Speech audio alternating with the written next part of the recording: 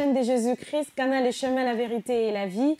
Mesdames, Messieurs, frères et sœurs dans le Seigneur, bien-aimés, partout où vous nous suivez, en République démocratique du Congo et dans le monde, nous sommes très heureux, une fois de plus, de vous présenter ces nouveaux numéros de votre émission spécialement conçue pour la célébration de 30 ans d'existence de la jeunesse chrétienne combattante qui déjà pointe à l'horizon. C'est déjà pour ces dimanche 17 juillet 2022 et pendant ces moments d'émission, nous vous présentons les différents témoignages poignants et aujourd'hui, nous allons aller au Cameroun. Ça veut donc dire que nous sommes ici à Kinshasa, mais avec une délégation du Cameroun et nous sommes au siège des Douala. Nous recevons pour vous Papa Makang Eli. Bonjour Papa, shalom. Shalom. Bienvenue à Kinshasa. Merci. Alors Papa Makang, je dois signaler que vous êtes de la promotion Josué, siège des Douala, encadreur, assistant à la JCC. Vous êtes également caméraman à la CVV, Douala. Également, dans la vie, vous êtes diplômé en technologie, logistique et transport.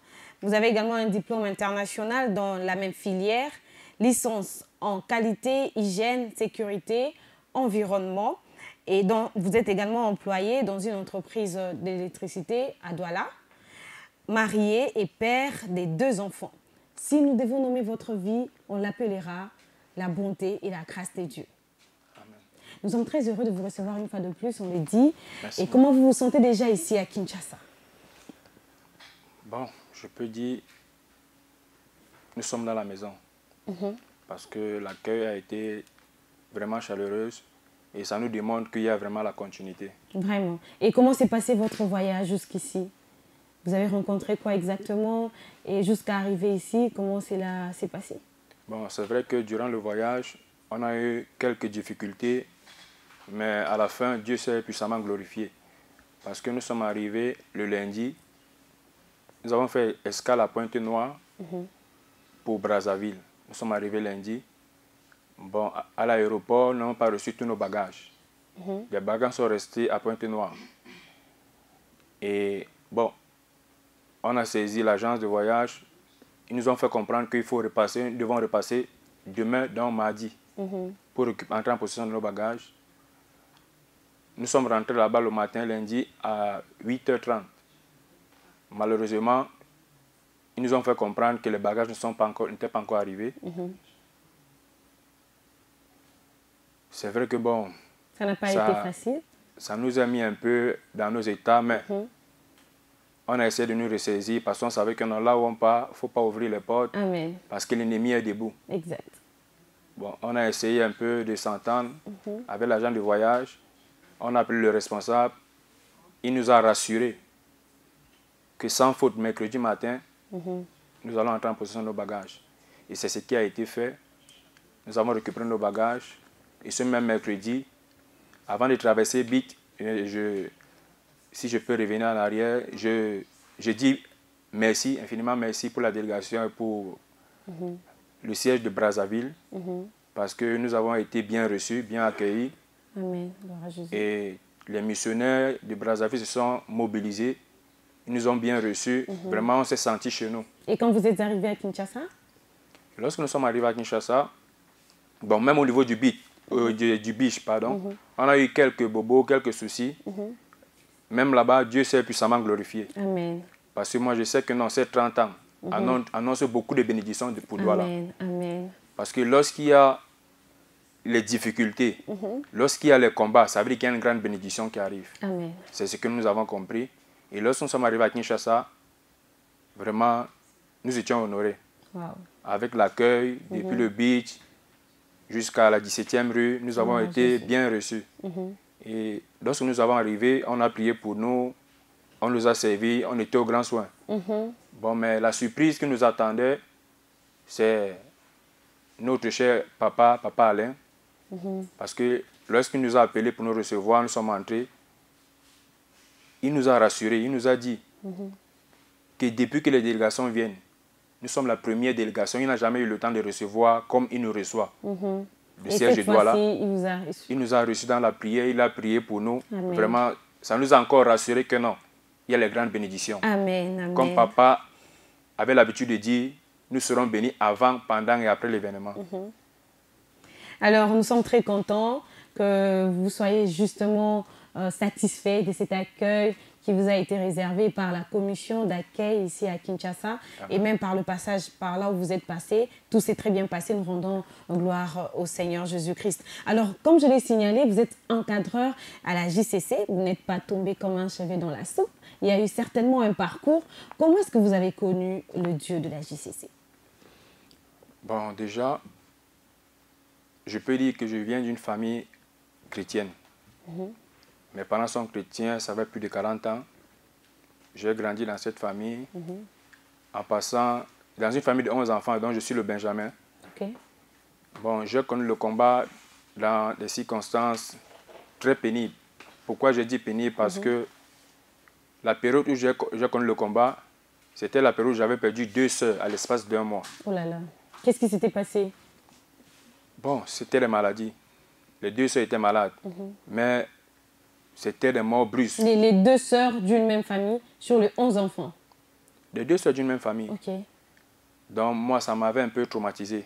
Parce qu'avant les 2 sœurs, j'avais perdu d'abord 3 frères. Oh, comment ça? Donc sur les 11 enfants, 3 frères partis. Sur les 11 enfants, j'ai perdu 3 frères et une sœur et une nièce. Donc quand il dit mes 2 sœurs, bon, c'était une nièce. Okay. Donc j'ai perdu 3 frères. Bon, et on se posait la question. Et tout ça à l'espace de combien de temps, de combien d'années, de frères aux sœurs et tout? Bon, pour les frères, c'était, je peux dire, chaque 2 ans pour les frères. Mais là où ça a traumatisé presque toute la famille, c'était lorsqu'on a perdu les 2 sœurs à l'espace d'1 mois. Et cette période-là, cette même période-là, il y a une amie qui m'avait fait part qui m'a parlé du ministère chrétien combat spirituel. Bon, au départ, j'ai un peu résisté, j'étais un peu réticent. Et votre ami est venu vous parler du combat spirituel partant de la situation que vous viviez dans votre famille? Il m'avait fait part avant même que la situation n'arrive. Ok. Et lorsque cette situation est arrivée, on s'est rencontrés parce qu'il connaissait bien la famille. On s'est croisés, il m'a fait part pour la 2e fois. Là, je ne l'avais pas répondu. La réponse que j'avais donnée, c'est que je vais prier. Que Dieu lui-même m'oriente là, je dois aller chercher sa face. Bon, cette période, pendant qu'on préparait le deuil pour les 2 sœurs, bon, moi j'avais fait une petite prière, je me suis allongé, je n'étais pas profondément endormi. Je vais avoir comme une vision où dans cette vision, je pose la question à Dieu, mais dans tout ce qui se passe dans ma famille, qui est à l'origine de tous ces morts, les maladies? Bon, quand je vais voir mes parents debout, mon père et ma mère. Dans le songe? Dans le songe. En fait, je n'étais pas profondément endormi. Okay. Je vais voir mon père debout, ma mère, après je vais sursauter, voilà comment je vais me réveiller. À l'instant, je ne vais pas comprendre. C'est dans la prière que je vais comprendre réellement, que Dieu va m'expliquer non, en réalité. Vous avez continué à prier, mais sans commencer avec la JCC. C'était de votre côté? Là, j'étais déjà à la JCC. Ok. Juste après? J'étais déjà à ma 2e année à la JCC. Bon, et là, lorsque j'ai eu cette révélation, j'ai partagé avec tout le monde parce que je ne comprenais pas encore bien. C'est après qu'on m'a fait comprendre que maintenant, quand tu as comme ça, il faut traiter dans la prière et partager. Tu ne sais pas qui est sorcier. C'est ça. Bon, j'ai partagé avec toute la famille. Hein. Et ma mère était là. Ce jour... C'était quoi sa réaction? Ce jour, lorsque j'ai fait part de cette révélation, je suis sorti, ma mère me retrouve dehors, elle me dit, Élisée, dis-moi la vérité. Est-ce que c'est réellement ce que tu as vu? Je dis, mais c'est ce que j'ai vu. Donc elle a tellement insisté que non, ça m'a amené à comprendre que non, mais ce que j'ai vu là, ça doit être sérieux. Okay. C'est ça donc qui m'a amené à prendre conscience, à commencer maintenant à interroger Dieu pour que Dieu lui-même me parle de la situation. C'est ainsi que Dieu me rassuré que non, en réalité, ce qui se passe dans ma famille, c'est vrai. Mes parents, lorsqu'ils ont perdu leur premier fils, de manière tragique, ils sont allés consulter un marabout. Et ce marabout-là les a remis certaines choses. Donc ils devaient enterrer dans la parcelle. Et ce sont ces choses-là. Parmi ces choses qu'on les a remis, comme protection, c'était pour protéger tous les enfants. Les parents croyaient protéger les enfants? Les parents croyaient protéger les enfants. Les parents croyaient protéger les enfants. Mais ça a mal tourné, puisque ce sont les mêmes choses qui ont commencé à réclamer les enfants. Parmi les choses qu'on les a données pour enterrer dans la parcelle comme protection, soi-disant protection, il y avait le serpent. Et vous savez que non, au ministère, on nous apprend que non. Le serpent est venu sur la terre, c'est pour détruire. Le serpent même, c'est le diable en personne. Donc, c'est à partir de là, puisqu'il fallait réclamer le sang. Donc, les morts, voilà comment j'ai eu l'explication venant de la part de Dieu. Vous avez eu l'explication venant de la part de Dieu. Vos parents croyaient protéger leurs enfants. Pourtant, cela a mal tourné. Et ensuite, une fois que vous avez reçu cette révélation, comment est-ce que vous avez fait? Comment vous avez procédé? Qu'est-ce qui est arrivé après? Bon, lorsque j'ai eu la révélation, au départ, pour dire la vérité, j'étais fâché contre mes parents. J'étais fâché pourquoi? Parce que les parents ne peuvent pas engendrer leurs enfants. Les parents sont censés protéger les enfants et leur montrer le véritable chemin. Mais moi, j'étais fâché contre mes parents parce que lorsque tous ces drames arrivaient, je posais toujours la question à ma mère. Mais comment tu peux accoucher tes enfants et tu vois tes enfants tomber, mourir, malades, tu ne fais rien? Il me dit non, non, on ne part pas dans les choses mystiques pour chercher à savoir qu'est-ce qui ne va pas. Donc, on remet tout entre les mains de Dieu. Voilà la réponse de ma mère. Et moi, ça m'avait énervé parce que perdre les frères, les sœurs comme ça, sans tu vas comprendre qu'est-ce qui ne va pas. Et moi, je cherchais donc à comprendre. En tant que Benjamin, je cherchais à comprendre qu'est-ce qui ne va pas. Et comme Dieu fait grâce, parce que Dieu, on le cherche avec le cœur. C'est Dieu qui sonde les cœurs et les reins. Quand il voit ce désir à Adam, c'est là où il interpelle. Dans chaque famille, Dieu pointe toujours une personne. Et en tant que dernier, je suis le seul au ministère qui persévère aujourd'hui. C'est vrai que bon, il y a les séminaires où j'ai invité mes aînés, ils venaient, mais ils repartaient. Et qu'est-ce qui s'en est suivi justement? Après, vous avez eu la révélation, vous avez prié et il n'y a plus des morts dans la famille ou il s'est passé quoi exactement? Bon, aujourd'hui, je peux dire, depuis que j'ai cette révélation, j'ai commencé à traiter avec la révélation. Aujourd'hui, je peux confirmer qu'il n'y a plus de morts. Et j'ai dit ça une fois à ma mère, que longtemps il y a eu des morts dans cette maison. Mais le Dieu que moi j'ai cru, à partir d'aujourd'hui, il n'y aura plus de morts. Ma mère était surprise. Elle était même dépassée. Pourquoi je peux parler comme ça? Et en passant aussi, avant de sortir, parce que avant de sortir de la maison, je suis un enfant de la bergerie. J'ai fait 10 ans à la bergerie avant de me marier. Mais avant de sortir de la bergerie, moi j'ai eu beaucoup de problèmes avec mon père. Parce qu'actuellement, il ne vit plus, il est déjà mort. Il est mort en 2007. Et un jour, il va me faire comprendre que moi, parmi tous ces enfants, je suis le plus rebelle. Tout simplement pourquoi? Parce que j'ai cru au Dieu de la JCC. Il va me faire comprendre, à partir d'aujourd'hui, je vais commencer à payer l'eau et la lumière dans sa maison. Là, quand vous étiez encore chez lui? J'étais encore là, puisque j'étais à la JCC, mais j'étais encore chez mes parents. Donc, il va me faire part, ce soir, il était 19 h, que je dois choisir. Je ne dois plus rester dans sa maison.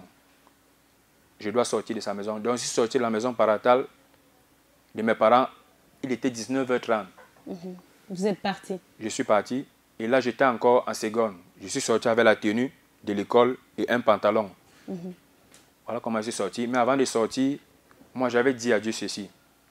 J'ai pris dans Genèse, chapitre 12, verset 1 à 3. J'ai dit à Dieu, moi, voilà mon père me chasse parce que j'ai cru en toi. Mais là où je pars, je ne connais pas. Mais toi, tu connais. À partir d'aujourd'hui, tu es mon père, tu es ma mère, tu es tout pour moi. Amen. Voilà comment je suis sorti de la maison. Vous êtes parti, vous êtes parti de la maison jusqu'à ce jour. Ça fait combien d'années exactement? Bon, ça fait... Voici la 17e année aujourd'hui. Bon, ça fait 19 ans que je suis au ministère. Ça fait 19 ans que vous êtes au ministère et vous avez décidé de partir, de tout abandonner. Vous vous êtes donné vraiment dans la prière et aujourd'hui, on peut dire que vous êtes encadreur à la JCC. Comment est-ce que vous en êtes arrivé là, déjà? Bon, déjà, ce n'était pas facile. Parce que lorsque tu te sépares avec la famille, parce que ma mère m'a dit, entre le Dieu que je sers et l'école, je dois choisir. J'ai dit que non, moi j'ai choisi la prière. Elle m'a fait comprendre que non, à partir d'aujourd'hui, l'école est finie pour toi. Mais l'école est finie pour vous, mais là, on va dire que vous avez à peu près, vous avez 3 diplômes.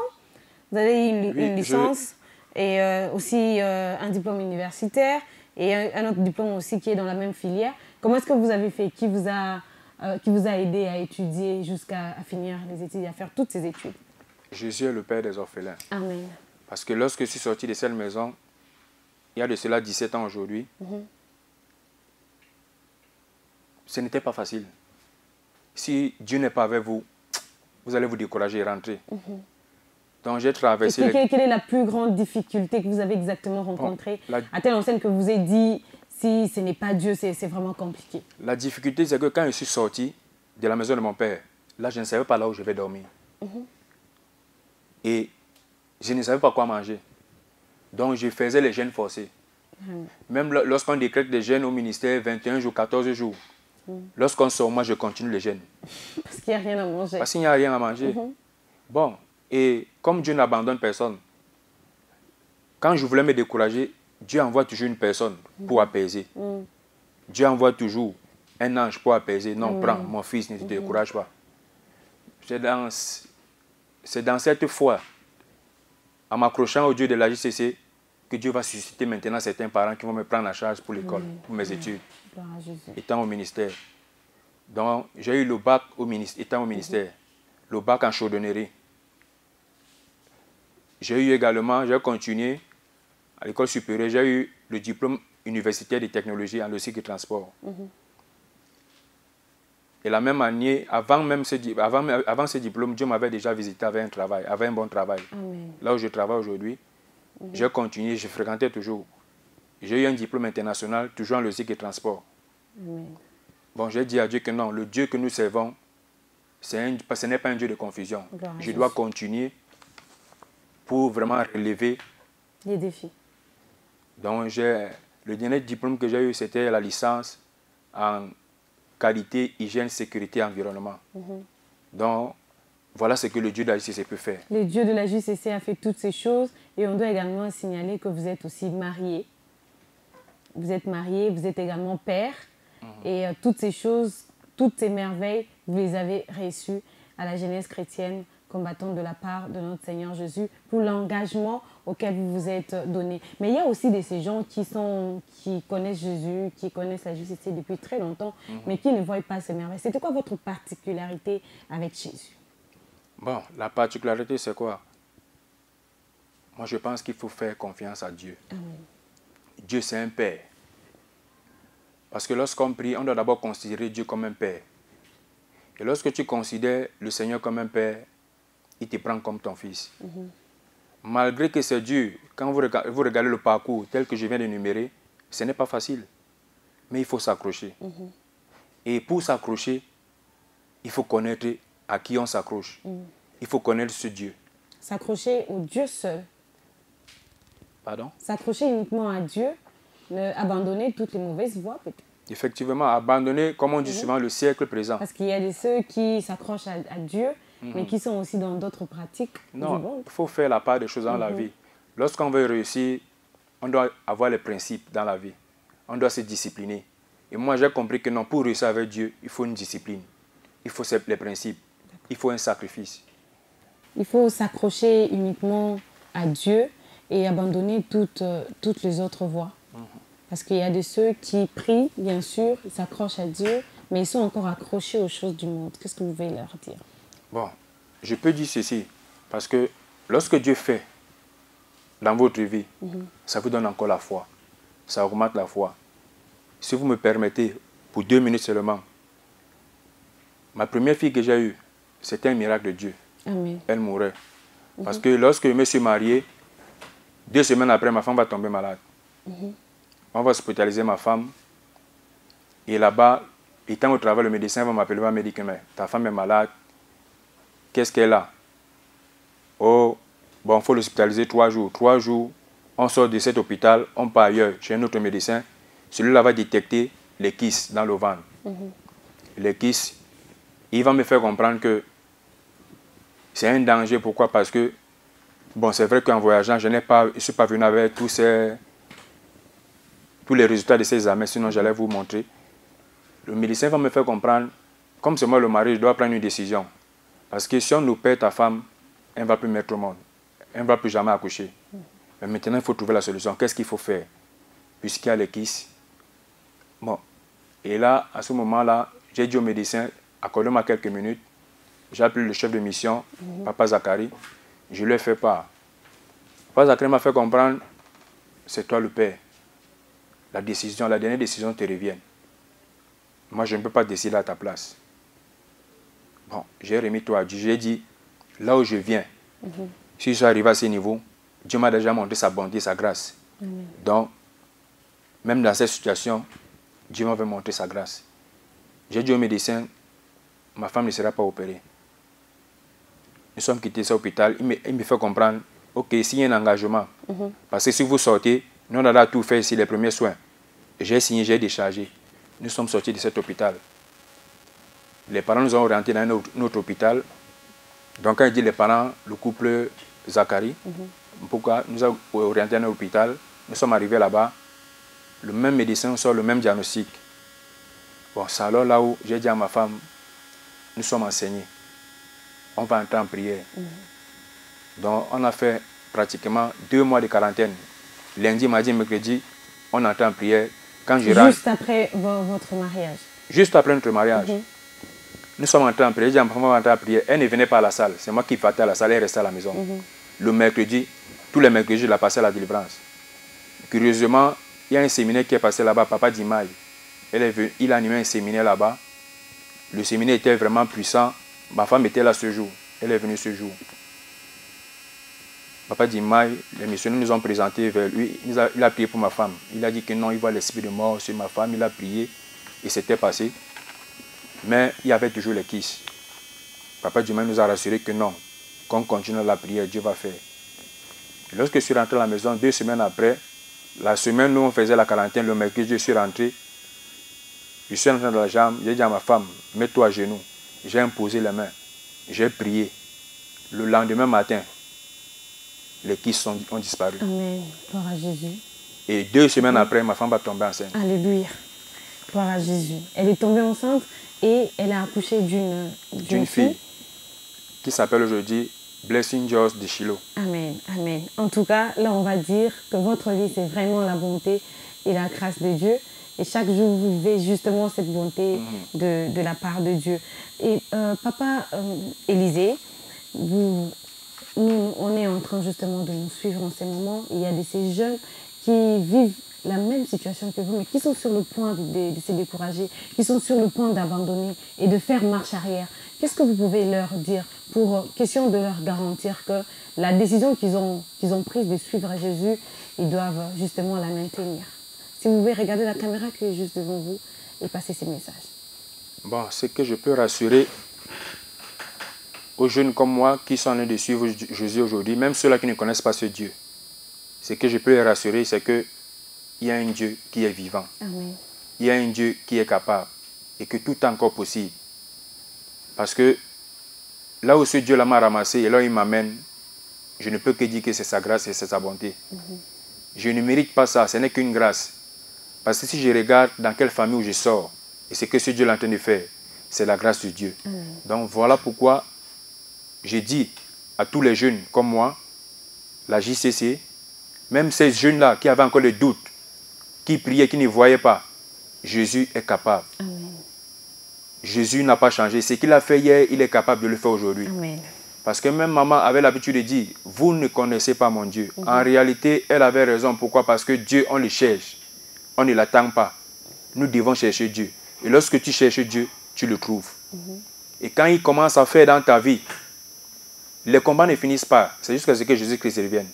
Mais quand ce Dieu-là commence à te montrer sa fidélité, sa grâce, ça augmente la foi. Amen. Ça donne même envie de le servir. Donc, ce que je peux dire à tous les jeunes qui me suivent aujourd'hui, accrochez-vous à ce Dieu. Il est bon et il est fidèle. Moi, je l'ai expérimenté et je continue à l'expérimenter davantage.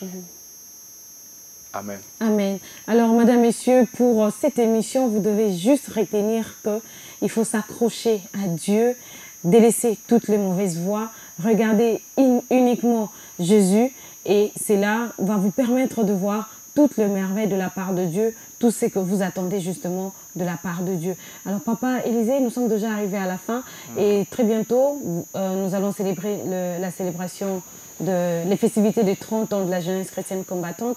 Vous êtes même déjà là à Kinshasa pour la dite célébration. Et quel message vous allez passer à toutes ces personnes qui vous auraient suivi en ces moments et les inviter également à se joindre à nous pour ensemble célébrer les 30 ans de la jeunesse chrétienne combattante? Bon, par rapport à cette célébration de 30 ans, ce que je peux dire, c'est que ceux-là qui doutent encore, qui ne doutent plus, Jésus est déjà au rendez-vous. Amen. Pourquoi? Parce que moi, c'est ma première fois d'arriver à Kinshasa. J'ai toujours voulu arriver, mais mes voyages étaient toujours repoussés. Soit il y a toujours un blocage. Mais lorsque je suis arrivé, ce qu'on voit toujours à la télé, lorsque tu vois ça physiquement, c'est une autre dimension. Et moi, je sais, 30 jours, ce n'est pas 30 ans. 30 ans, ça veut dire que non, l'enfant a déjà grandi. L'enfant a l'expérience. Donc, ce que nous partageons aujourd'hui, ce sont les expériences qu'on a eues pour encourager les autres. Donc, mes bien-aimés, c'est 30 ans. Mobilisez-vous. Venez nombreux. Jésus va faire les grandes choses. Il a déjà commencé pour la délégation de Douala. Et je sais qu'avant ces 30 ans, avant que nous rentrions sur Douala, le peuple de Douala aura un nouveau témoignage. Amen. Le peuple du Cameroun aura un nouveau témoignage. Parce que nous sommes venus chercher la vie. Amen. Là où tout a commencé. Et nous avons la foi que nous ne rentrerons pas tel que nous sommes venus. Merci beaucoup Papa Makang Élisée.